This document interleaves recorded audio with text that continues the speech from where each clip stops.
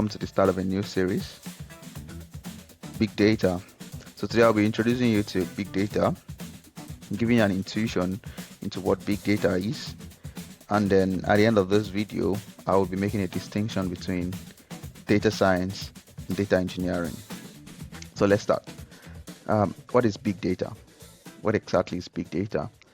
Before I answer this question, can you imagine how much data you are generating on your mobile phone, like with your SMS, calls, all of the applications on your phone? So how much data do you think you're generating per minute, per hour, And then now let's even make it bigger. If you go to Instagram, for instance, according to Backlinko, Facebook has approximately 3.07 billion monthly active users, and Instagram has over 2 billion monthly active users.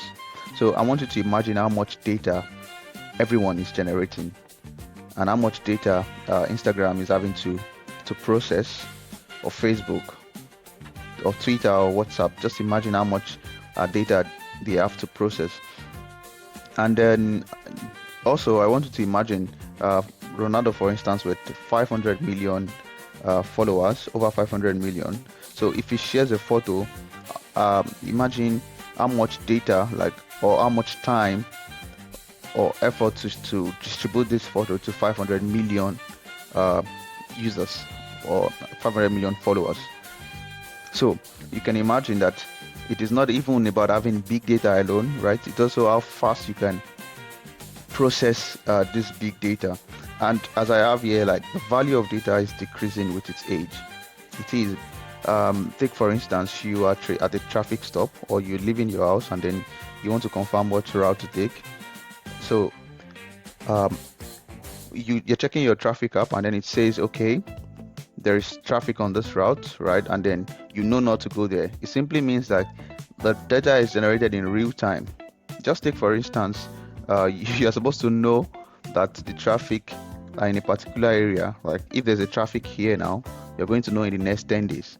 I mean, it's too late. What are you going to do with that information? Even if it's useful, right? Maybe for, modeling the past, or maybe for some form of, but at the same time, it is useless to you, because right now you need to go through that route, and then you need to know if there's traffic there or not.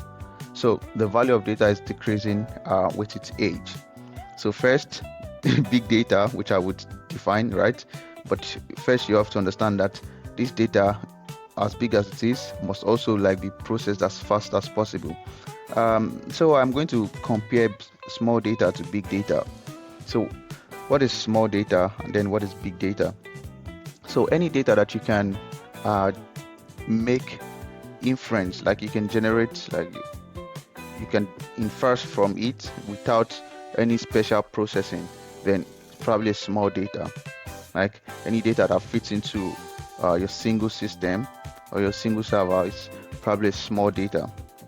And with this data, they are relatively consistent. And then they are structured or semi-structured. What this means is structured data simply is data that you can put into tables, like your rows and your column. You can use your relational database for this. So that's structured data. Example is Excel, right? You have your rows and your column, and somehow they are all connected. So that's, or you use your key and value. So that's structured data. Unstructured data, we are talking about maybe document processors, maybe you have PDF together with doc file, with TXT file, as much as possible, they are unstructured, right? Or maybe you have multimedia, you have videos, GIFs, you have photos, and that. So those are, you have so many of them together, you can't put them into, they can't fit into a table and a row.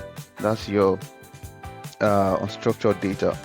And then what is semi-structured? Semi-structured is just those data that they're not as strict as structured, but they also have some form of organization.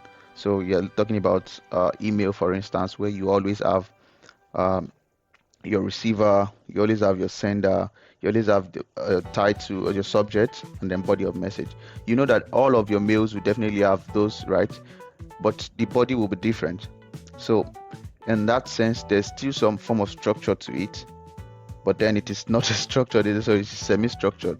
And that one is maybe your JSON file or your XML. You know, your JSON, there will always be some things defined, but then they won't always be consistent. Yeah. So yeah, that is small data, and this type of data you can simply feed them into your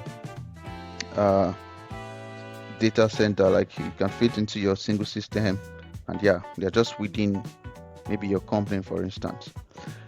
Yeah, then with big data, this data you're generating it in huge volumes, and of course I've explained structured, semi-structured, or unstructured. Like it doesn't matter, anything goes with big data. You're coming in huge volumes, and then you can't, as human, probably can't infer anything from this data until you do further processing, because it's just too in terms of size now, it's just too huge, right, that you can't really just look at it and get any value out of it. So, and then it is arriving continuously, like at enormous speed, can also be coming from multiple sources. So this is coming. Imagine you have like maybe 1,000 sources, so it's coming at enormous speed, and then this kind of data you need like probably distribute them from cloud, or you have a server farm, and you are like clusters of servers working as one. So that's big data for you. So you already know that this data that is too big, too huge for you to infer from, coming at enormous speed, multiple sources, and then yeah, you need some processing to generate insight from. So that exactly is big data. And then let's just look at the V's of big data for you to know that this is big data. First is the volume. We already talked about how huge this data is. The data is coming in very huge. And then the velocity, like that's the speed with which it is coming in. It's coming in huge with speed from multiple sources. That's big data. And then variety, in the sense that all types of data like are coming in. All types. You're having videos coming in, images, PDFs, all types of data can come in. So variety, also from multiple sources. And then very important one also is the veracity. Back to the explanation of traffic. So imagine that your traffic app is telling you that there's a traffic on in a particular route, but in reality there's no traffic there. So that is wrong, right? So no matter how big this data is, you also still want this data to be true. So you want to verify your sources, the origin of your data, and they have to be correct. So that's exactly what we mean by veracity. True. So make sure your data is true. Nobody wants wrong data, and man, for that amount of data, of course you have to put in effort to get this data, to process it, and then imagine you're processing wrong data, so more like a wasted effort. So veracity, very important. And the last thing is value. Value is, of course, what exactly you want to get from gathering this much data, what exactly you want to get from processing it. So that's value. Every big data must have a value, like exactly what you want from it. So the question is, how do you know if you have a big data problem? Just like I explained, does it fit into a single system? If it does, not big data, you probably don't have a big data problem. Can you infer from it without any special processing? Yes, then you don't have a big data problem. So for big data, it's so huge, coming in with so much speed, and then multiple types of data, and yeah, so that's big data. So that's exactly what I want to share with you, an introduction to big data. And as a bonus, I mean, just to make a distinction between data science and data engineering. So, data engineering, you want to construct your architecture, you want to maintain your data pipeline, you want to ensure that the data are flowing in, right? And then you want to maintain it and productize data science. And what that means is for a data science for scientists, like they want to organize this data, they want to analyze it, and after analyzing, they want to solve a particular business problem. So the problem that data scientist is solving, as a data engineer, you want to productize it. You want to make it into something that is accessible to people, right? You want to um, more like package it, you know. So that's exactly the distinction. So I repeat again, data science, you organize the data, you analyze it, and then you solve a business problem.